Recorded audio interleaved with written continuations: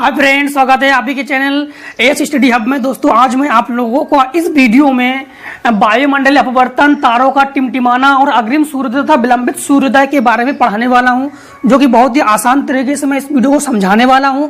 केवल वीडियो के अंत तक आप लोग बने रहिए, बिना स्किप किए वीडियो को देखते रहिए। ऐसे दोस्तों, आपको वीडियो में अगर अच्छा लग रहा है तो आप लोग जरूर इसको लाइक कर देना, जिससे कि मुझे मोटिवेशन मिलता रहेगा। और दोस्तों, यदि आप लोग नए हो तो प्लीज इसको सब्सक्राइब जरूर कर देना, जिससे कि आपको कोई भी नोटिफिकेशन हो आपको मिलता रहेगा। दोस्तों, सबसे पहले इस वीडियो को स्टार्ट करने से पहले मैं ये बताना चाहता हूँ कि सबसे पहले हम लोग ये देखना चाहेंगे कि वायुमंडलीय अपवर्तन। तो क्या आप लोग वायुमंडल को जानते हो? तो अक्सर लोग तो जानते हैं, हो सकता है कुछ लोग नहीं जानते होंगे। आप लोग गलत मत समझना, मैं केवल इसको व्याख्या करवा दे रहा हूं कि वायुमंडल किसे कहते हैं। जिस मंडल में हम लोग रहते हैं, जहां वायु है, जहां हवा है, उस मंडल को हम लोग वायुमंडल कहते हैं। है सिंपल दोस्तों। अपवर्तन किसे कहते हैं? अपवर्तन मैं ये पढ़ा भी चुका हूं, फिर भी इस वीडियो में बता रहा हूं। अपवर्तन वह प्रक्रिया है जिसमें प्रकाश अपने मार्ग से विचलित होता है।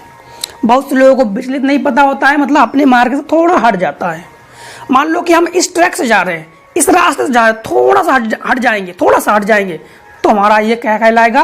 अपवर्तन कहलाएगा। तो वही घटना है हमारा वायुमंडलीय अपवर्तन, है नहीं वायुमंडलीय में अपवर्तन। तो अपवर्तन किसका होता है? प्रकाश का होता है। अब प्रकाश का तो होता है, ये होता कैसे है? तो दोस्तों समझिए, जो हमारा वायुमंडल है, इसकी जो तापमान है कहीं अलग अलग है, कहीं कम कहीं ज्यादा है। यानी कहीं वायु विरल है तो कहीं वायु सघन है, मतलब कहीं पे ठंडी वायु है तो कहीं पे गर्म वायु है। कहीं अधिक ठंडी वायु है तो उसको भी सघन कहेंगे, और कहीं कहीं कम ठंडी है तो उसको भी सघन कहेंगे। कहीं कहीं अधिक गर्म है उसको भी विरल कहेंगे, और कहीं बहुत ही कम विरल है उसको भी हम लोग विरल कहेंगे। तो क्या होता है कि जब प्रकाश किरण मतलब सूर्य से आएगा प्रकाश, सूर्य से जब प्रकाश किरण आती है वायुमंडल में, तो क्या होता है कि उसका अपवर्तन होता रहता है। अपवर्तन मतलब अपने मार्ग से हटता रहता है इसी से। क्यों? क्योंकि कहीं अगर उसको ठंडी वायु मिल गई तो अभिलंब की ओर झुक जाएगी, अगर गर्म वायु मिल गई तो अभिलंब से दूर हटेगी। तो इस प्रकार से देखा कि कभी इस प्रकार से यानी जो प्रकाश है वो विचलित होते होते आती है। प्रकाश का इस प्रकार से विचलित हो जाना, विचलित मतलब ये नहीं कि पूरी तरह से फैल जाना, मतलब विचलित का मतलब समझिए कि वो अपने मार्ग से थोड़ा इधर हट जाएंगे, वो थोड़ा इधर हटेंगे। ऐसा कब होगा? जब सघन माध्यम आएंगे तो अभिलंब की ओर झुकेगी, जब विरल माध्यम में जाएंगे तो अभिलंब से दूर हट जाएगी। इस कंडीशन को ही हम लोगों ने क्या नाम देके रखा है? वायुमंडलीय अपवर्तन। यानी वायुमंडल अगर प्रकाश को इधर उधर भेज रहा है, विचलित करवा रहा है, पर अपवर्तन करवा रहा है, तो उसे ही हम लोग कहेंगे वायुमंडलीय अपवर्तन। तो पृथ्वी के वायुमंडल के कारण होने वाले प्रकाश के अपवर्तन को वायुमंडलीय अपवर्तन कहते हैं। इसकी दो घटनाएं होती है। अच्छा, जैसे कुछ एग्जांपल्स, जैसे आपको एग्जांपल्स के तौर पर समझा देता हूं। जैसे मान लो कि सर्दी का समय है और हम लोग क्या करते हैं कि हाथ तापते हैं। जो आग जलती है, आग के ऊपर देखा होगा कि कुछ भी वायु, या मान लो कि सपोज कीजिए आप लोग दो दोस्त हो कि आप आग के उधर बैठे हो, और आप के दोस्त जो आग के इधर बैठा है, और क्या हो रहा है कि आप दोनों एक दूसरे को देखो तो कुछ झिलमिलाहट टाइप का दिखाई देगी, या आग के ऊपर की कोई वस्तु देखो तो झिलमिली हुई दिखाई देगी। ऐसा क्यों? क्योंकि यहां पे प्रकाश का अपवर्तन हो रहा है। मतलब आग के ऊपर वाला जो वायु है वो विरल हो गया है, और आप कौन से माध्यम में हो? सघन माध्यम में हो, क्योंकि आप ठंडे माध्यम में हो, और आग के ऊपर वाला वायु विरल माध्यम में। तो सिंपल सा है। इस प्रकार से घटना को हम लोग प्रकाश का अपवर्तन यानी वायुमंडलीय अपवर्तन कहते हैं। क्लियर हो गया? अब हम लोग समझेंगे तारों का टिमटिमाना। इसी की घटना है। पॉइंट 1, पॉइंट 2, ये दोनों इसी की घटना है। अग्रिम सूर्योदय तथा विलंबित सूर्योदय, इसके जो नेक्स्ट वाला घटना है, जो सूर्यास्त और सूर्योदय के समय लाल क्यों होता है, इस वीडियो में नहीं पढ़ेंगे हम लोग, अगले वीडियो में पढ़ेंगे। इस वीडियो में हम लोग अग्रिम सूर्योदय तथा विलंबित सूर्योदय, इन दोनों में अंतर है, इसलिए उसकी जो घटना है वो अलग है और इसकी घटना अलग है, इसलिए इस वीडियो में हम लोग ये वाला पढ़ेंगे, वो नहीं पढ़ेंगे। सबसे पहले तारों का टिमटिमाना। तारे टिमटिमाना मतलब चमकना, वो एक ही चीज होता है। तारे क्यों टिमटिमाते हैं? तो सबसे पहले जो हमारे बोर्ड एग्जाम में क्वेश्चन नंबर 1 बनने वाला है, क्वेश्चन नंबर अगर 1 ऑप्शन में आता है तो हम लोग सिंपल सा आंसर देंगे। ध्यान रखना कि दोनों घटना है, अपवर्तन की घटना है, तो कहेंगे वायुमंडलीय अपवर्तन के कारण। सिंपल सा आंसर दे देना आप। अगर 1 नंबर का है तो भी आप लोग कह देना कि वायुमंडल अपवर्तन के कारण तारे टिमटिमाते हैं।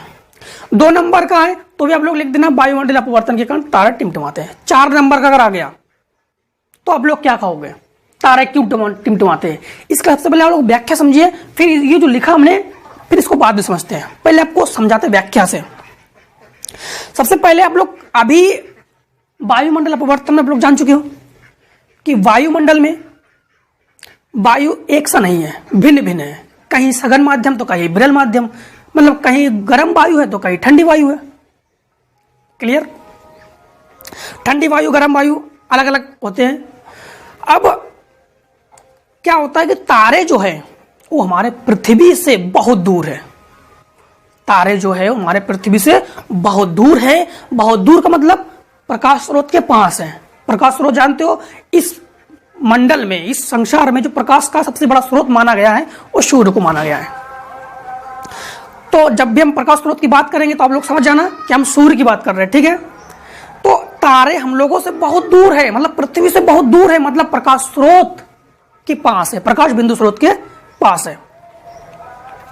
प्रकाश स्रोत बिंदु स्रोत के पास है। क्या होता है कि तारों का जो प्रकाश है जब वो पृथ्वी के अंदर आती है, जो पृथ्वी में आती, पृथ्वी पर आती है, तो क्या होता है कि पृथ्वी पर वायु जो है अलग अलग है, सघन विरल दोनों है। जब वो क्या होता है कि जब तारों का प्रकाश सघन माध्यम में आता है तो अविलंब की ओर झुक जाता है।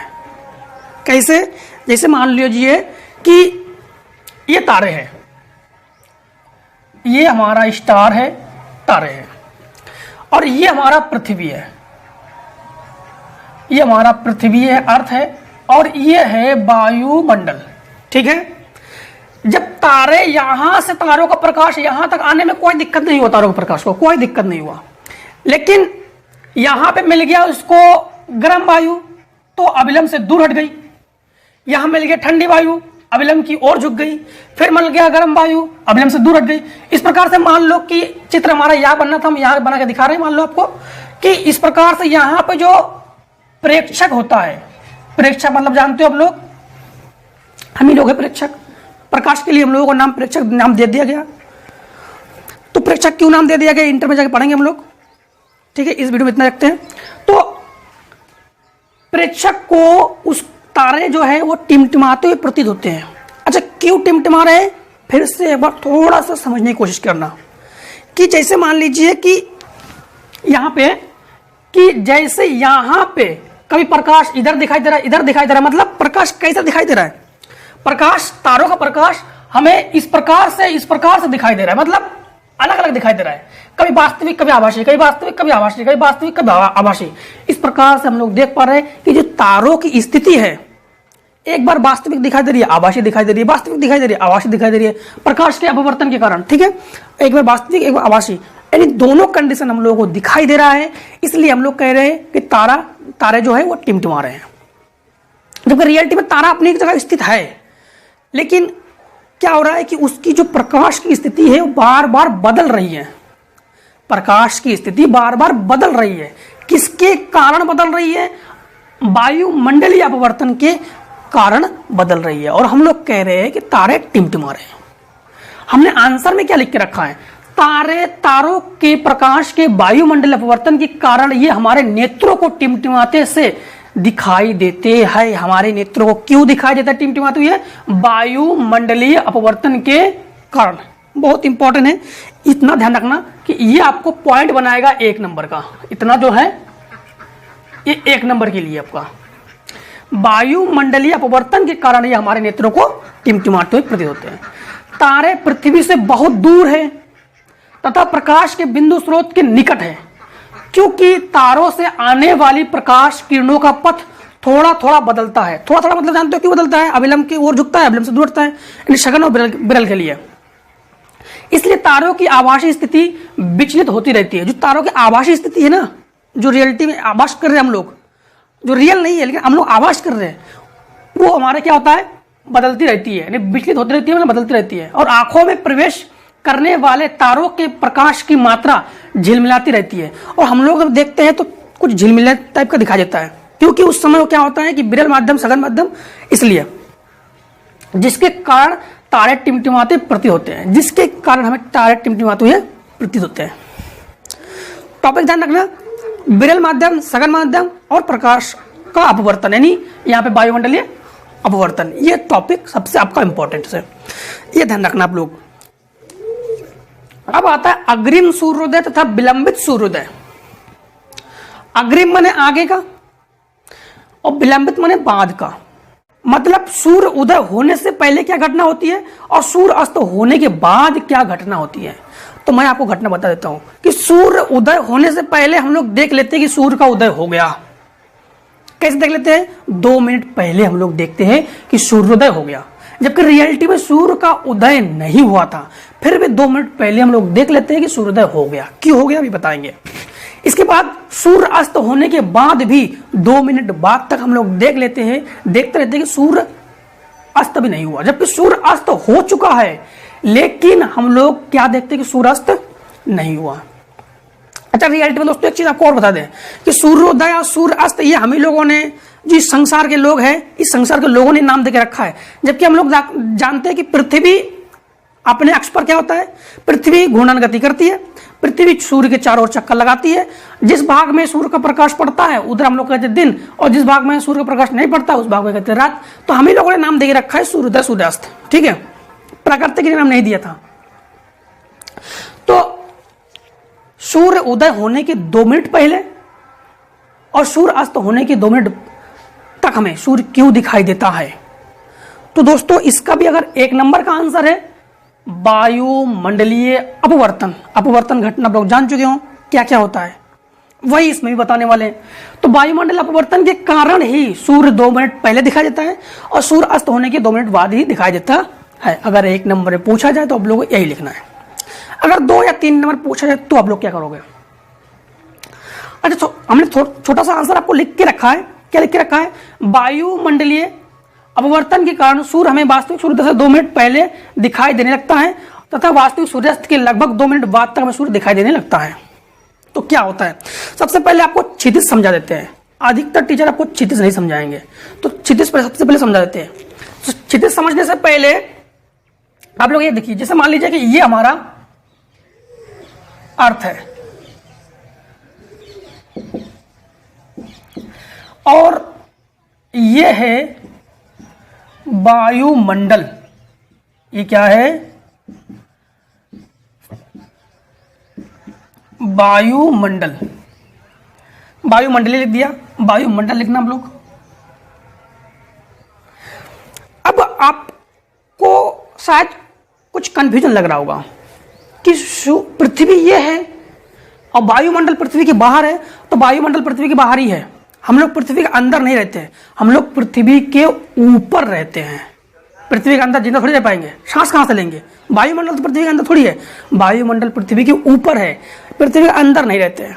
अगर अंदर आप लोगों को रहना है तो एक काम के तलघर बनाइए, उसके अंदर खिड़की वगैरह कुछ नहीं है, कोई रास्ता नहीं, उसके अंदर रहिए और चारों ओर से दरवाजा वगैरह बंद कर दीजिए। सांस लेना मुश्किल हो जाएगा आपको, क्योंकि पृथ्वी के नीचे वायुमंडल है ही नहीं। जबकि पृथ्वी के नीचे गए ही नहीं हम लोग, थोड़ा सा नीचे एक रूम बनाया था, तब सांस लेने में दिक्कत हो रही है। तो सोचो कि पृथ्वी के अंदर जाएंगे तो कैसे सांस लेंगे? हमें अच्छी समझना है। सबसे पहले ये होता है, यहां पे होता है प्रेक्षक।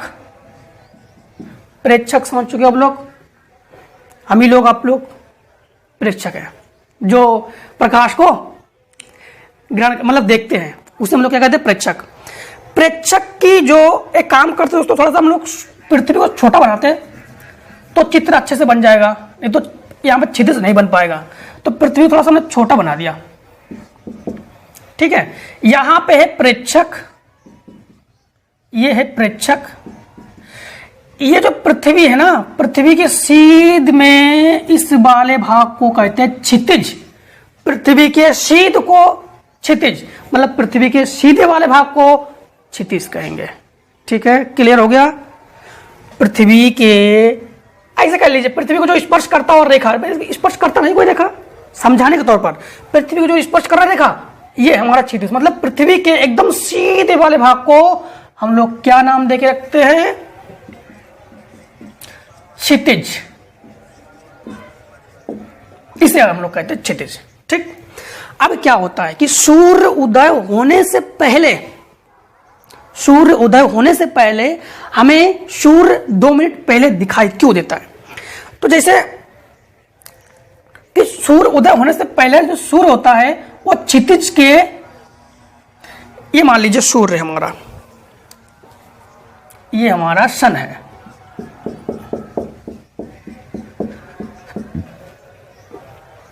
तो सूर्य उदय होने से पहले क्या होता है कि सूर्य क्षितिज के, अब बताइए, आप लोग चित्र देख के समझ सकते हो, सूर्य क्षितिज के नीचे है कि ऊपर है? तो सूर्य क्षितिज के नीचे रहता है। इसमें क्या होता है कि हमें ये वाला सूर्य देखना चाहिए या दिखाई देना चाहिए, तो रियलिटी में ये सूर्य यहां पे ना दिखाई देकर ये क्षितिज के कुछ नीचे रहता है और कुछ ऊपर दिखाई देता है। ये सन हमें ये वाला सूर्य दिखाई देता है। क्यों दिखाई दे रहा है ये वाला सूर्य? ध्यान रखना कि ये वास्तविक है, ये जो सूर्य है ये वास्तविक है, और ये वाला जो है ये आभासी है। अब क्या होता है कि सूर्य वास्तविक स्थिति से, इसको स्थिति और लिख देते हैं, कभी कभी आप लोग कंफ्यूजन हो जाते हो, इसको आभासी स्थिति लिख देते हैं। सूर्य वास्तविक स्थिति से आभासी स्थिति में, मतलब वास्तविक स्थिति से नहीं दिखाई दे रहा है, क्योंकि इसमें क्या हो रहा है, इसमें हो रहा है वायुमंडलीय अपवर्तन। अब सुबह का समय है, चाहे गर्मियों की बात करो और चाहे सर्दियों की बात करो, तो हम गर्मियों की बात कर रहे हैं, सर्दियों में तो ऐसे दिन भर सर्दी रहता ही है, तो गर्मियों की बात करते हैं। सुबह सुबह क्या गर्मी ज्यादा रहती है? देखा होगा कि अधिकतर ठंडी वायु चलती रहती है, समथिंग जैसे 4 बजे के आसपास, तो जैसे हम लोग जैसे 4 बजे के आसपास उठो तो देखा कितनी ठंडी ठंडी थोड़ा वायु चलती है। जैसे दिन मतलब दिन होता जाता है तो धीरे धीरे गर्मी बढ़ती जाती है, मतलब सुबह थोड़ा कम गर्मी लगता है। तो सुबह का जो वायु रहता है वो कुछ सघन रहती है, तो क्या होता है कि ये भी सघन माध्यम में ही है। सूर्य कौन सा माध्यम में है? सघन माध्यम में है, और ये वाला माध्यम भी सघन ही कहेंगे। अभी हमने आपको पढ़ाया था वायुमंडल अपवर्तन, तारों का टिमटिमाना, विरल माध्यम सघन माध्यम में जा रहा था, तो ये भी सघन माध्यम में है और ये भी सघन माध्यम ही है, क्योंकि सुबह का समय है, ज्यादा गर्मी है नहीं उस समय। तो क्या हो रहा है कि ये सघन माध्यम से सघन माध्यम में ही जा रहा है, मतलब अविलंब की ओर झुकेगी। अब अविलंब की बात करते हैं तो देख कौन रहा है? प्रेक्षक। ये देख प्रेक्षक है, अविलंब का कार्य कौन कर रहा है? ये अविलंब का कार्य कर रहा है। दोस्तों एक चीज ध्यान रखना, अगर अविलंब नहीं है तो प्रकाश मुड़ेगा नहीं, क्योंकि जब जब प्रकाश मुड़ता है अविलंब की हेल्प लेकर ही मुड़ता है, क्योंकि बिना किसी हेल्प के कोई कार्य होता ही नहीं है। तो प्रकाश को मुड़ने के लिए अविलंब की आवश्यकता होती है, विदाउट अविलंब के प्रकाश मुड़ नहीं सकता है। तो ये क्या हो रहा है कि वास्तविक स्थिति से आभासी स्थिति में दिखाई दे रहा है, ये भी अपवर्तन के कारण। अपवर्तन का मतलब क्या होता है? अपने पथ से विचलित हो जाना। तो ये क्या हो रहा है? माध्यम में परिवर्तन हो रहा है। इसमें ये सघन माध्यम से सघन माध्यम में जा रहा है। अब इस प्रकार से हमें माध्यम परिवर्तन के कारण, यानी माध्यम परिवर्तन करवा कौन रहा है? वायुमंडलीय अपवर्तन। इसीलिए हमें सूर्य 2 मिनट पहले दिखाई देता है, इसीलिए सूर्य हमें 2 मिनट पहले दिखाई देता है। और देखा होगा शाम के समय भी हमें 2 मिनट तक दिखाई देता है। तो ये भी रीजन यही है। इसको थोड़ा सा हम लोग उल्टा करके समझेंगे तो शाम वाला बन जाएगा। बस उल्टा करके समझेंगे तो हमारा क्या हो जाएगा? शाम वाला बन जाएगा। क्लियर हो गया दोस्तों? तो दोनों का आंसर, तारा क्यों टिमटिमाते हैं? वायुमंडलीय अपवर्तन के कारण। सूर्य उगते समय और अस्त होते समय 2 मिनट पहले क्यों दिखाई देते हैं? वायुमंडलीय अपवर्तन के कारण। क्लियर हो गया दोस्तों? तो अब आप लोग इसका पूरा नोट अपने कॉपी में बना लीजिए।